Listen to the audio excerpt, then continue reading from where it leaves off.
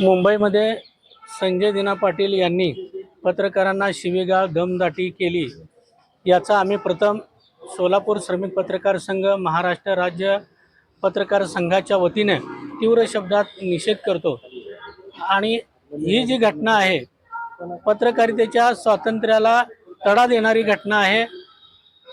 देवेंद्रजी फडणवीस मुख्यमंत्री यांच्या सरकार पत्रकारांसाठी संवेदनशील असताना त्यांच्याच ह्याच्यातील नुकतेच आलेले संजय दिना पाटील हे पत्रकारांबद्दल अवमानकारक भाषा बोलतात, ही निंदनीय बाब आहे। पत्रकारांना प्रश्न विचारणे हे त्यांचा हक्क आहे, अधिकार आहे। अशा असताना त्यांनी दमदाटी करणं याचा आम्ही सर्वजण निषेध करतो। तत्काळ सरकारने त्यांच्यावर कठोर कारवाई करावी अशी आम्ही मागणी करीत आहोत। बापू, आज मुंबईमध्ये संजय दिना पाटलांनी पत्रकारांना शिवीगाळ केल्याचा प्रकार कशा पद्धतीने होतोय? पत्रकारांच्या बाबतीत महायुतीचं सरकार अतिशय संवेदनशील आहे। मुख्यमंत्री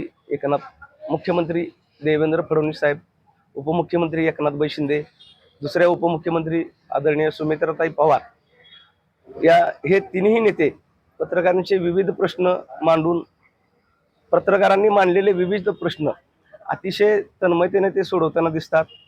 राज्यातील पेन्शनचा प्रश्न असो, ॲक्रेडिशनचा प्रश्न असो, घरांचा प्रश्न असो, या तिन्ही नेत्यांकडून या प्रश्नाची सोडवणूक होते। असं असताना गेल्या 4 दिवसापूर्वी शिवसेना उभाटातून शिंदे सेनेत दाखल झालेले संजय दिना पाटील यांनी पत्रकारांना अर्वाच्य भाषेत शिवीगाळ केली, मानहानिकारक शब्द वापरले। या घटनेचा सोलापूर श्रमिक पत्रकार संघ आणि महाराष्ट्र राज्य मराठी पत्रकार संघाच्या वतीने आम्ही निषेध करतो।